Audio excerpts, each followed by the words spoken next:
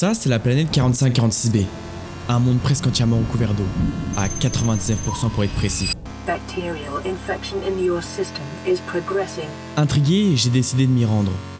Detecting skin irritation and immune system response. Sauf que lors de mon atterrissage, tout ne s'est pas passé comme prévu.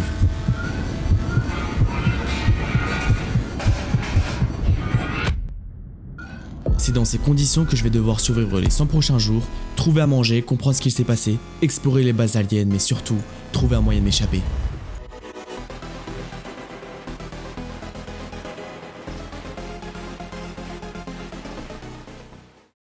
Inconscient pendant le crash, je me réveille étouffé par les flammes qui ont déjà pris possession de l'intérieur. Ni une ni deux, j'attrape l'extincteur posé juste devant moi. Une fois le feu maîtrisé et après m'être mis en sécurité, j'ouvre le PDA. Cette petite tablette va devenir le centre de ma survie. Elle me sert d'inventaire, de journal de bord, de guide de craft, bref, c'est mon meilleur ami pour rester en vie. Une fois ces infos digérées, je décide de sortir de ma capsule pour découvrir mon nouvel environnement. Et premièrement, j'observe l'énorme vaisseau qui est en face de moi et qui m'est vraiment intriguant. Même si j'ai une forte envie d'y aller, je vais me préserver par sécurité. Je plonge alors dans l'eau et mon instinct me pousse à chercher mes premiers collectibles. J'apprends à récolter des minerais et à choper quelques ressources, mais pour éviter de me perdre dès le premier jour, je préfère rentrer à la capsule et faire le point. À l'intérieur, je découvre un générateur de kit de soins, une radio pour l'instant HS, un petit coffre de stockage que je n'avais même pas remarqué au moment où je vous parle, mais surtout, le fabricateur. Grâce à lui, je peux crafter tout un tas d'objets, de l'équipement pour rester plus longtemps sous l'eau, des armes, de la nourriture, de l'eau potable, bref, ma survie tient dans cette boîte. En fouillant les plans disponibles, je tombe sur un outil qui me tape directement dans l'œil, le scanner. Cet outil est primordial, il me permet de scanner des morceaux d'objets éparpillés un peu partout sur la carte pour débloquer de nouveaux schémas et progresser dans le jeu. Mais ça, je vous le montrerai plus tard. Ce deuxième jour, je découvre la joie de frapper dans tout ce qui bouge avec mon couteau. Chaque caillou, chaque plante y passe. Avec le scanner, c'est pareil, je scanne tout ce qui me tombe sous la main. Tout ça là me permet déjà de fabriquer ma première bouteille d'oxygène, histoire de rester un peu plus longtemps sous l'eau. Je me construis aussi un petit stockage flottant que je pose dans l'eau. Bon, autant vous dire que c'est pas hyper pratique pour l'instant, mais ça fera l'affaire. En fin de journée, je construis l'outil de réparation. Grâce à ça, je répare enfin ma capsule de sauvetage. Maintenant qu'elle est un peu près fonctionnelle, j'envoie un message de détresse à la société qui m'a envoyé ici. Sauf que je comprends très vite que personne ne viendra me chercher de sitôt. Me voilà alors coincé. Au troisième jour, je m'attaque à plus gros. Je scanne enfin mes premières pièces du Seamouse, un petit véhicule sous-marin. Le problème, c'est que même si j'ai les plans, il me manque encore plein de matériaux. Et surtout, il me faut la baie à véhicule. Du coup, je me concentre sur mon équipement, j'améliore encore une fois mon oxygène, je fabrique tous les outils possibles, je continue aussi à pêcher pour éviter de mourir de faim, mais surtout de soif, car je vous rappelle, on est dans des eaux salées. À ce moment-là, je me dis encore que Subnautica c'est plutôt un jeu de chill. Évidemment, je suis loin de me douter de ce qui va arriver par la suite. En milieu de journée, ma radio capte enfin quelque chose, et c'est un message qui m'indique la localisation d'une autre capsule. J'arrive sur place et je tombe sur la capsule numéro 3, qui est écrasée. Il y a juste des schémas dont un schéma de boussole et quelques données à transférer dans mon PDA. Ça me réconforte juste dans une seule idée, c'est que je suis vraiment seul. En fouillant mon PDA, un nouvel outil attire mon attention, le constructeur d'habitat. Et dans n'importe quel jeu, construire ma base a toujours été mon objectif. Alors à partir de maintenant, mon objectif est clair, trouver de quoi le fabriquer. Le soir du jour 3, alors que je finissais de m'organiser, une datation quantique menace le moteur de l'Aurora. À ce moment-là, je n'ai aucune idée de ce que c'est, ni même de ce qu'est l'Aurora, mais en sortant de ma capsule, j'ai vite compris. Devant moi, le vaisseau par lequel je suis arrivé explose littéralement sous mes yeux. Dans la foulée, mon PDA m'envoie le plan d'une combinaison d'anti-radiation. Un message est clair, approcher l'épave sans ça, c'est la mort assurée. Ce quatrième jour, il n'y a pas le temps de rester planté là. Si je veux quitter cette planète un jour, va falloir que je me bouge. Je finis par trouver les plans du Sea Glide, un propulseur sous-marin. Pareil, je le construis, et donc je vais enfin pouvoir me déplacer plus vite sous l'eau. Peu après, la radio grésille de nouveau. Un nouveau message de détresse. Cette fois-ci, c'est la capsule numéro 17. Peut-être que j'aurai enfin une chance de croiser quelqu'un. Je me précipite, mais une fois sur place, rebelote. La capsule est échouée, il n'y a aucun survivant. Néanmoins, je récupère des données du PDA et scanne au passage d'une autre pièce du Seamouse. Bonne surprise, comme j'ai déjà le schéma, ça me file du titane. Bien pratique pour plus tard. En fouillant autour de la capsule numéro 17, mon PDA détecte une grotte juste à côté.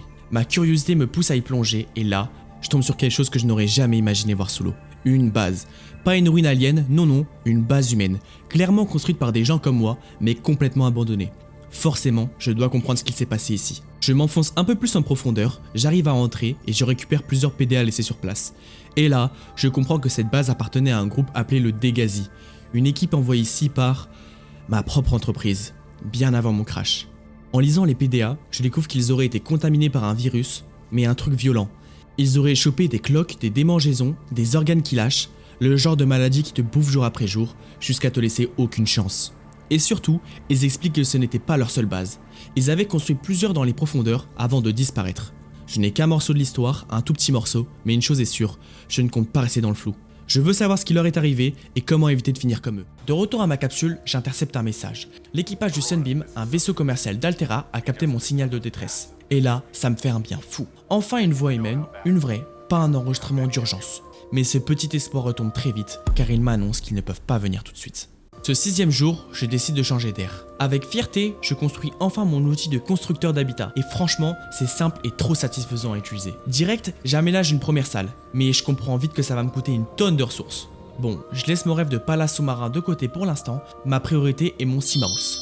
Je pars farmer comme un fou, ressources schéma, et je mets aussi la main sur le recycleur. Super pratique pour économiser de l'oxygène dans les abysses. J'en profite pour crafter ma tenue anti-radiation. Bref, je me prépare pour la suite. Le 7e et le 8e jour, je n'ai toujours pas mon Seamouse, mais je n'ai plus de patience. J'enfourche mon Seaglide et je file droit vers l'Aurora. Il faut bien avancer dans mes recherches, et qui sait, peut-être que je vais enfin trouver quelqu'un de vivant. Après quelques minutes à tourner autour de l'épave, je trouve une entrée. Mon PDA m'avertit que ces bestioles bizarres qui rôdent autour contiennent des tissus humains. C'est super rassurant. Je comprends alors que ces bestioles ont eu raison d'eux et que sur ce vaisseau, je ne trouverai que des souvenirs. Je progresse, j'éteins des incendies avec mon extincteur, je farfouille partout et je mets la main sur des PDA encore une fois. Dedans, des infos sur Altera, leurs plans et leurs secrets. Mais je garde tout ça pour plus tard. Au moins, j'ai scanné tout ce que j'ai pu pour faire la déco de ma future base.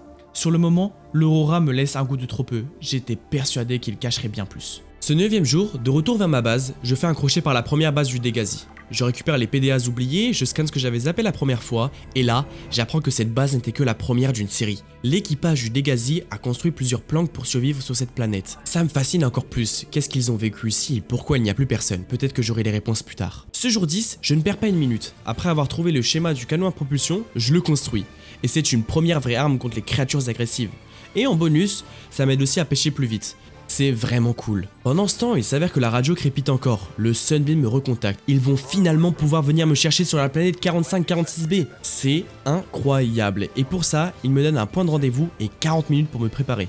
En attendant, je pars chercher les schémas de la baie à véhicules indispensables pour mon Seamouse. Sur la route, je mets aussi la main sur un découpeur laser. Avec ça, je pourrai enfin ouvrir ces portes scellées et fouiller les épaves plus en profondeur. Le jour 11 et le jour 12 sont 2 jours intenses. Je rassemble tout ce qu'il faut, je construis enfin ma baie à véhicules mobile et surtout mon Seamouse. Je découvre la liberté d'explorer plus loin, plus en profondeur et respirer tranquillement à l'intérieur. Bon, il est extrêmement fragile, mais je m'en fiche. Je suis prêt pour l'arrivée du Sunbeam. Le 13e jour, c'est un grand jour. Je prends mon Seamouse et je file vers le point d'atterrissage. En arrivant, je découvre une énorme montagne qui sort de l'océan. Jamais j'aurais imaginé voir ça en lançant Subnautica. En attendant le Sunbeam, j'explore un peu cette île. Je trouve une grotte avec quelques minerais, mais rien de fou. Je continue d'avancer et là, je lève les yeux. Une énorme structure verte, clairement pas humaine. Il y a une base extraterrestre qui est plantée là. Mais pas le temps de jouer à l'archéologue, le Sunbeam arrive enfin. Je les entends, je les vois entrer dans l'atmosphère. Et là, la base alien s'active. Un tir, une explosion, et sous mes yeux, mon seul espoir d'être sauvé disparaît en fumée.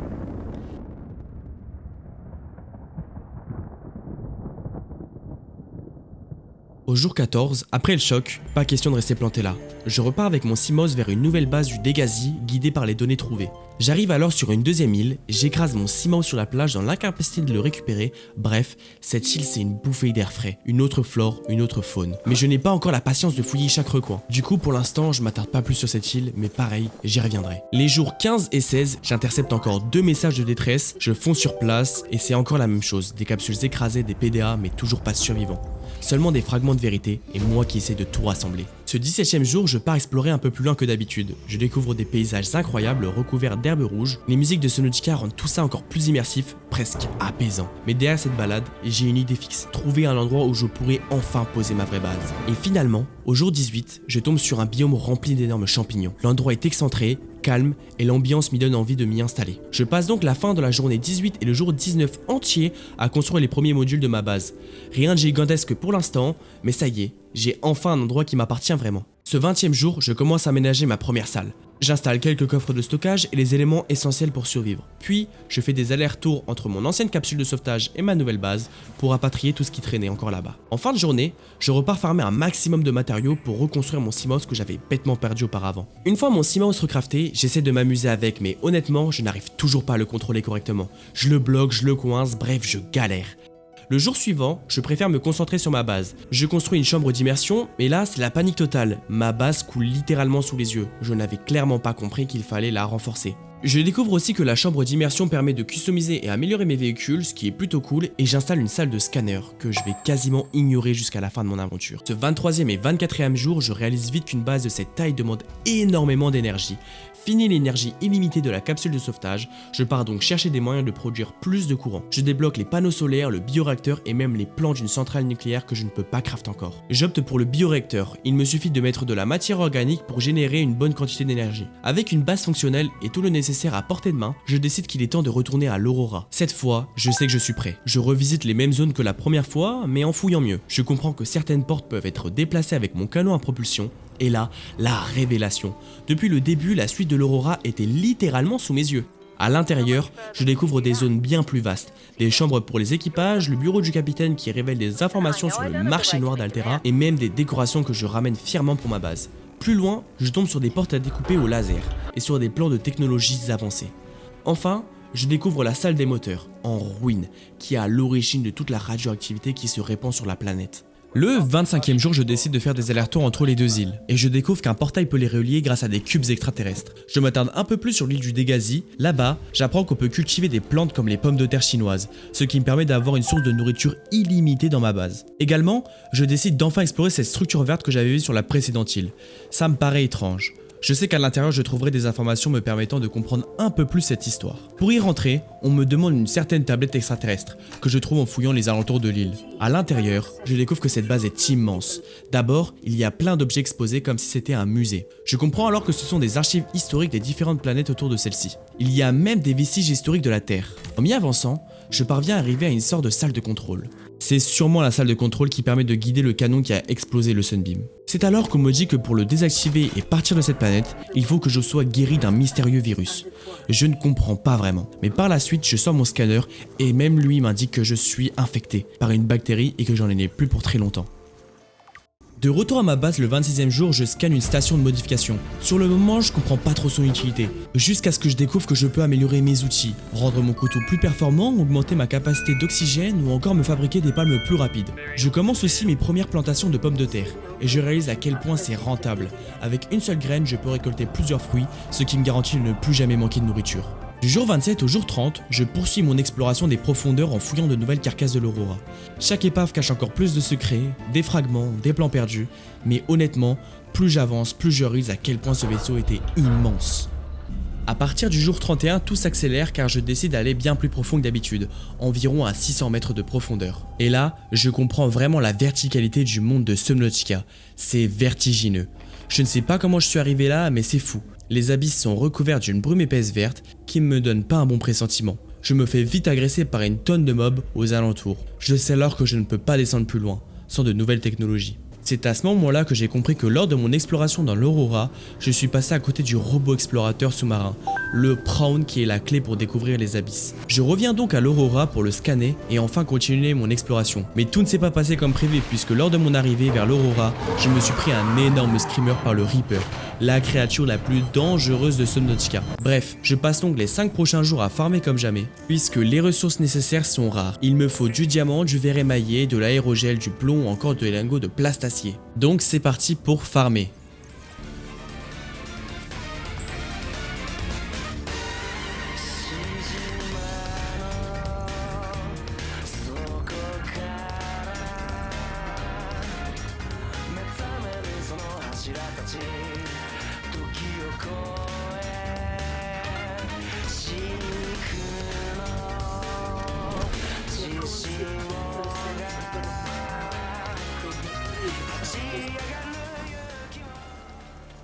Après des jours de grind, ça y est, le Prawn est enfin construit. Et franchement, c'est aussi lourd à contrôler qu'il en a l'air. Mais malgré sa maniabilité douteuse, c'est un monstre en exploration. On peut changer ses bras pour par exemple avoir un bras grappin qui nous permet d'aller beaucoup plus vite sous l'eau, un bras foreuse pour récupérer enfin ces fameux gisements de minerais que j'apercevais tout au long de mon aventure et plein d'autres encore. Mais pour ça, il faut encore scanner les modules cachés un peu partout. Aujourd'hui, je décide enfin de réparer les moteurs de l'Aurora pour stopper la propagation des radiations sur la planète.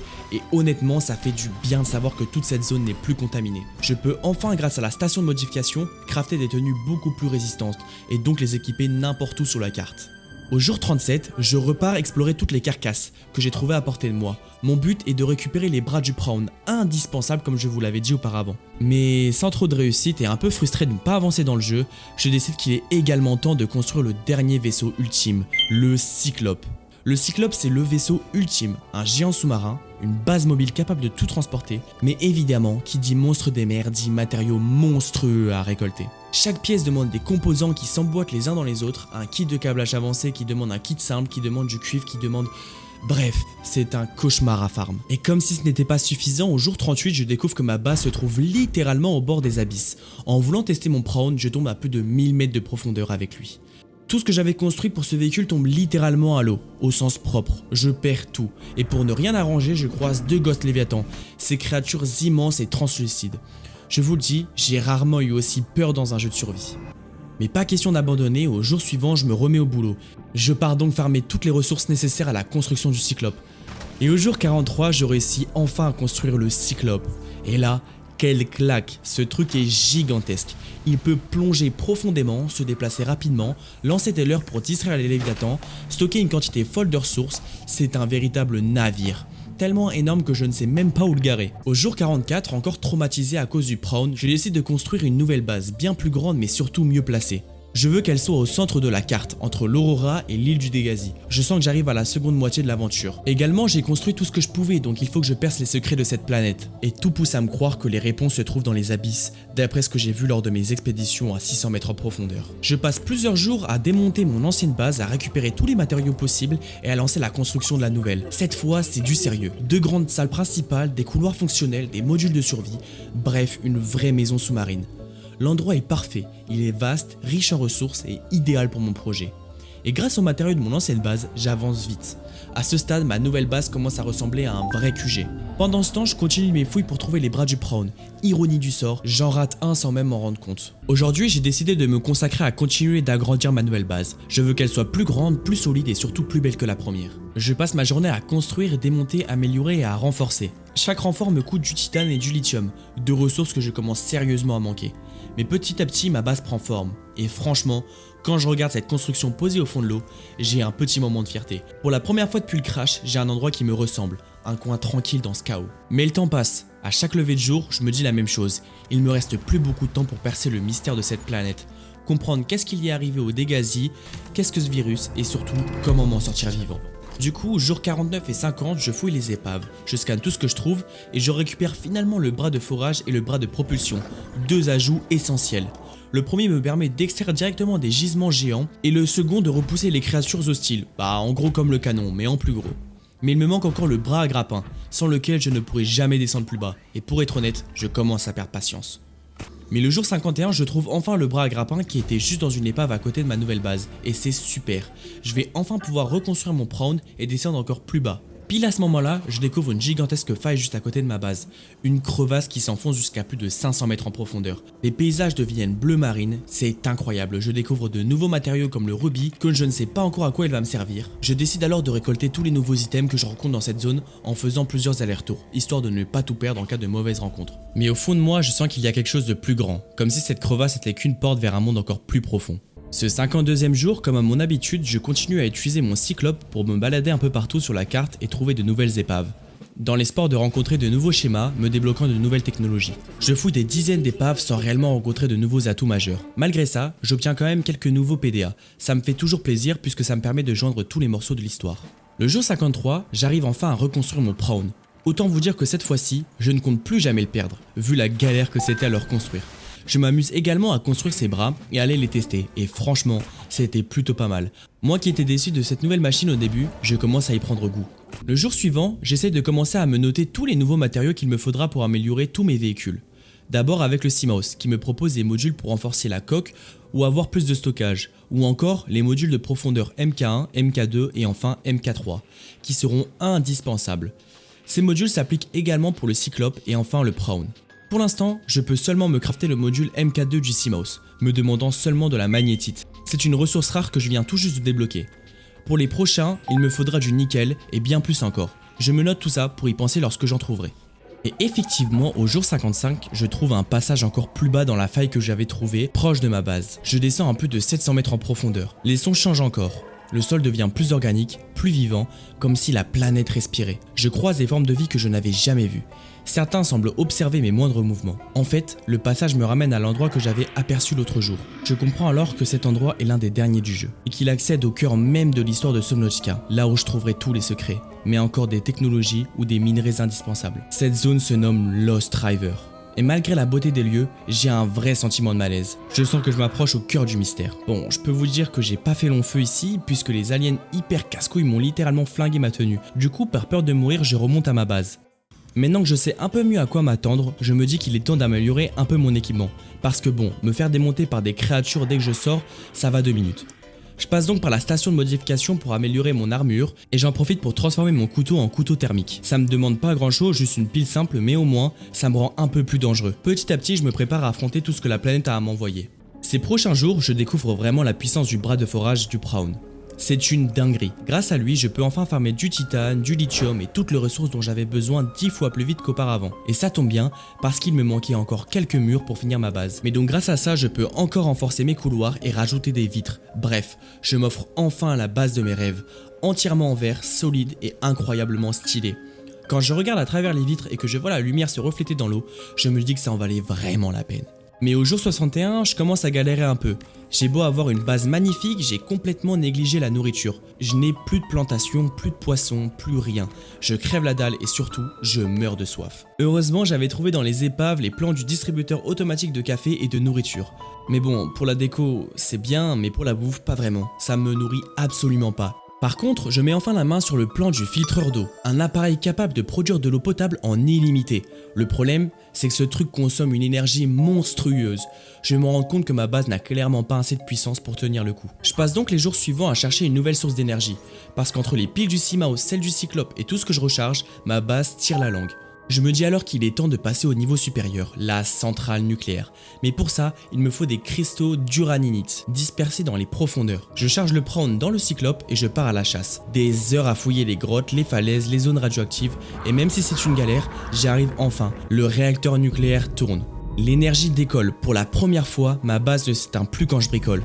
C'est une satisfaction incroyable. Par contre, j'ai toujours un petit souci de nourriture, alors je retourne sur l'île du Dégasi pour récupérer des graines de fruits et de légumes. Avec ça, je replante tout dans ma base. Nourriture et énergie, tout est sous contrôle. Par contre, l'eau, ça reste encore quelque chose, parce que le filtreur d'eau est clairement décevant. Mais là, je crois qu'on y est quand même. Ma base est terminée, mon équipement est au top et j'ai de quoi tenir un bon moment. Je me sens enfin prêt. Je sais qu'il me reste encore beaucoup à découvrir, mais désormais, j'ai les moyens d'y aller. Je me fixe un nouvel objectif, plonger dans la faille, retrouver les dernières bases du Dégasi et surtout, percer les secrets de ce virus. Si un remède à ce virus existe quelque part, je compte bien le trouver.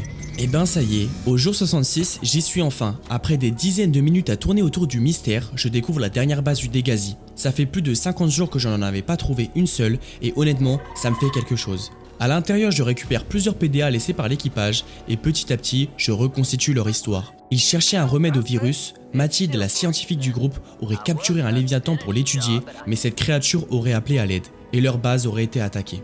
2 d'entre eux sont morts sur le coup et le dernier, donc le capitaine, aurait fini ses jours seul sur l'île du Dégasi, malade et contaminé. C'est une fin tragique, mais je me dis que moi, je n'ai pas le droit d'abandonner. Je dois trouver un remède coûte que coûte et justement dans cette base, je découvre une nouvelle tablette alien. Orange cette fois. C'est le signe qu'il reste encore d'autres installations à explorer et d'autres secrets à percer. Le jour suivant, je continue à m'enfoncer dans les profondeurs et plus je descends, plus tout devient oppressant. Je tombe sur des carcasses de Reaper Léviathan, puis sur des Ghost Léviathan. Oui, les mêmes monstres translucides que j'avais croisés au bord de la carte. Sauf qu'ici, c'est leur territoire. Ils bouffent littéralement les Reapers. Autant vous dire que je ne fais pas le malin. Je finis par tomber sur un squelette gigantesque. Celui d'un Léviathan inconnu. Encore plus grand que tout ce que j'ai vu ici. Probablement le plus massif de tout le jeu. Mort depuis des siècles, mais il est terrifiant. Heureusement, cette expédition n'est pas vaine. Je découvre du nickel, un minerai rare et indispensable pour les modules de profondeur. C'est une vraie avancée. En explorant encore plus bas, je tombe sur une nouvelle base alien, scellée par une porte qui s'ouvre avec la tablette orange, mais j'hésite. Je suis à 800 mètres de profondeur, mon prône atteint presque sa limite à 900. Et vu ma chance, je préfère éviter de tout perdre une deuxième fois. Alors, je décide de remonter à la surface, renforcer mon équipement, fabriquer tous les modules possibles et revenir quand je suis prêt. Mieux vaut être prudent. Et ça tombe bien puisque pour crafter les modules suivants, il me faut d'abord de la magnétite, puis du nickel que je viens de récolter. La magnétite, je sais où en trouver. Près de la toute première base du Dégasi. Comme quoi, tout finit toujours par être relié dans ce Subnautica. Bon, ça y est, on arrive au jour 73 et mon Seamouse, pour sa part, est complètement équipé.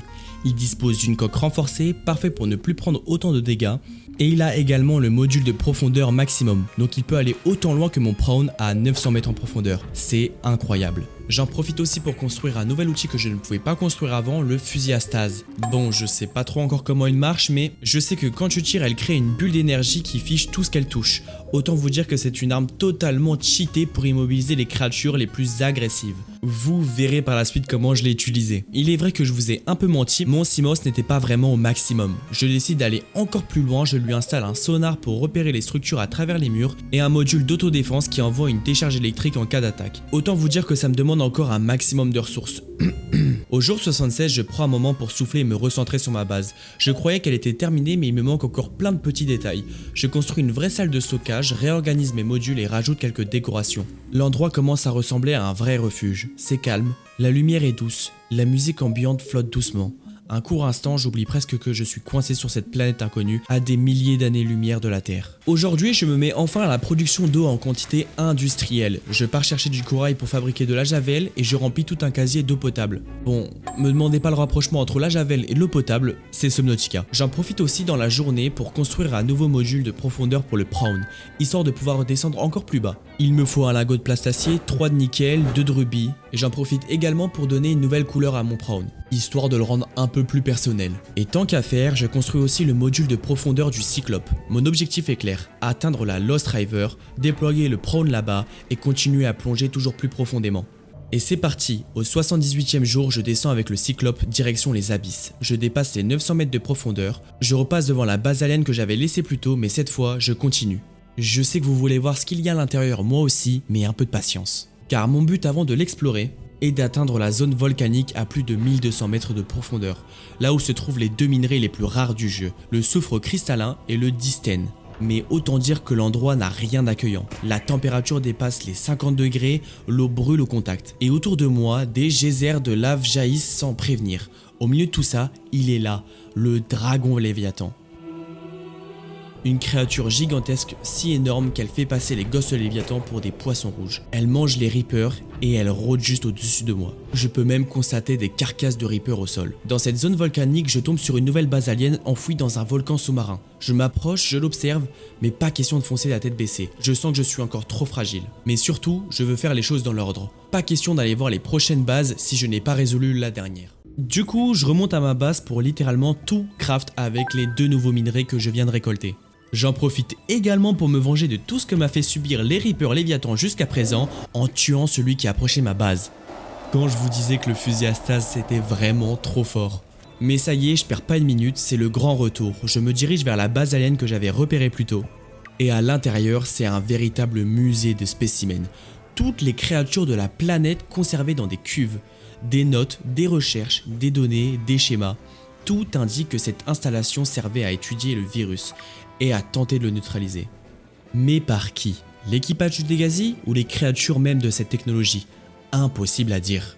Tout ce que je sais, c'est que mon propre état se dégrade. Je suis véritablement contaminé. Il va falloir agir vite. Bon, rien de réellement concret pour exterminer le virus dans cette base alien. Je décide de continuer et rejoindre la 3e base alien qui se trouve dans le volcan. Mais celle-ci est vite scellée par des tablettes de toutes les couleurs, violette, orange, bleu.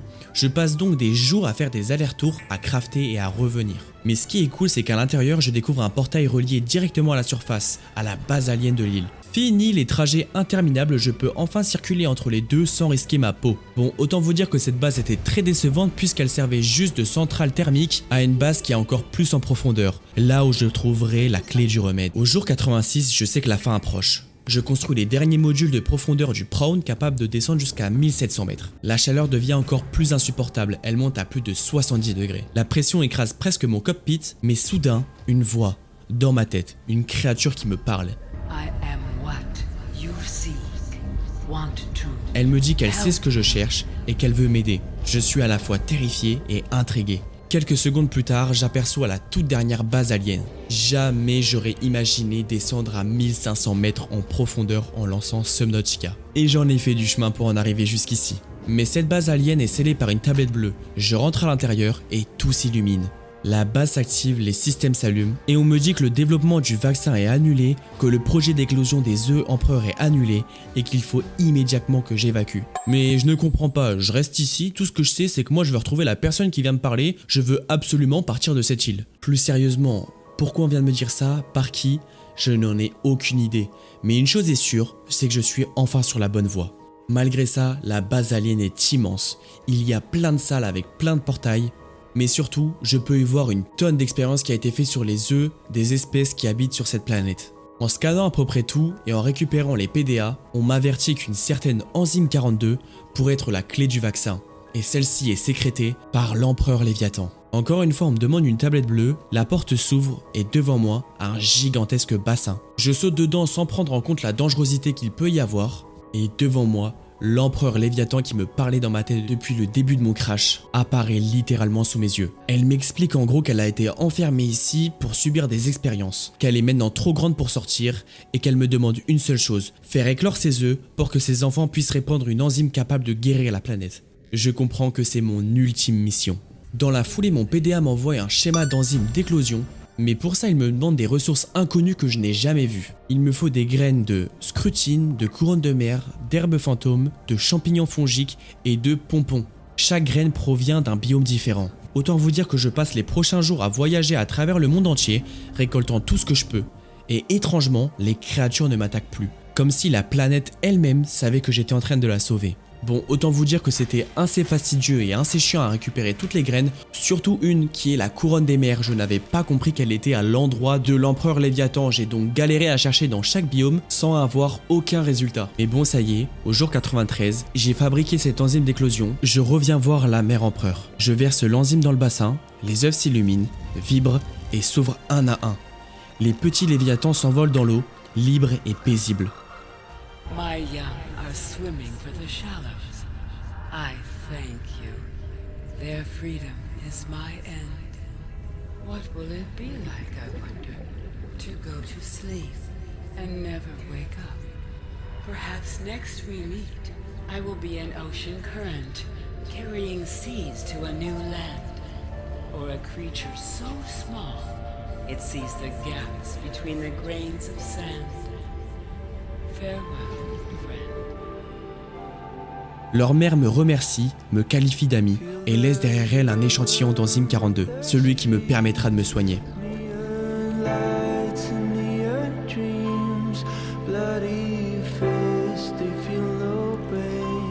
Le virus est enfin éradiqué, la planète 4546b est sauvée, je désactive le canon qui m'empêchait de partir.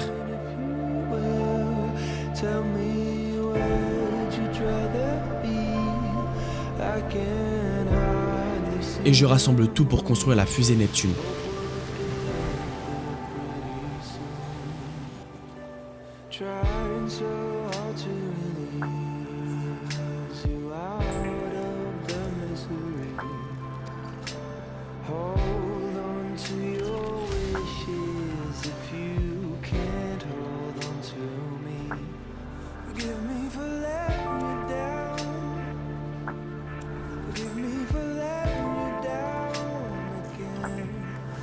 I'm not strong enough right now.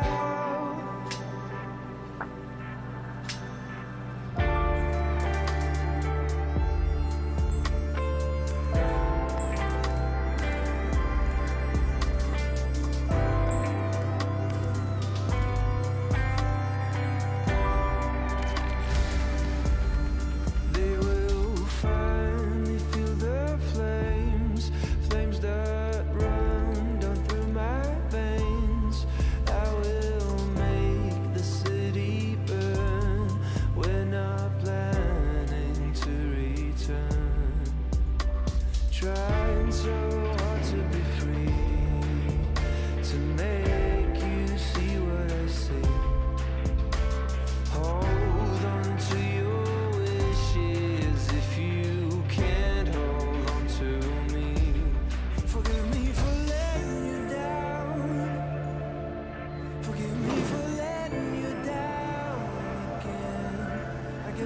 strong systems. enough right now.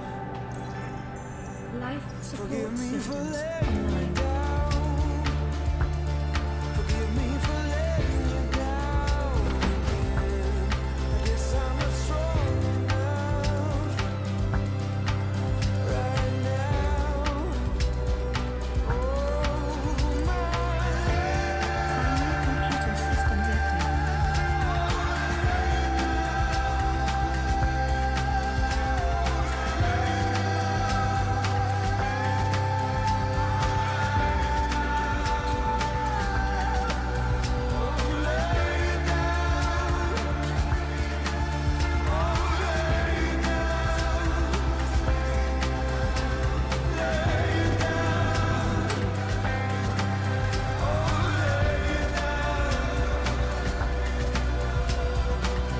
Time capsule jettison.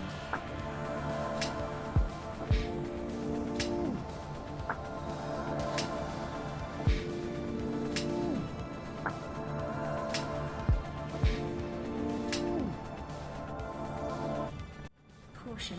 Approaching orbital debris field.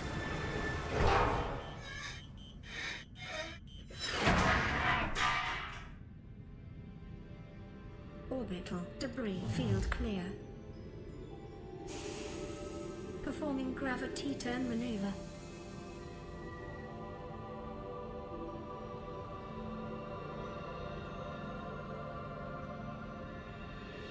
Confirm destination coordinates.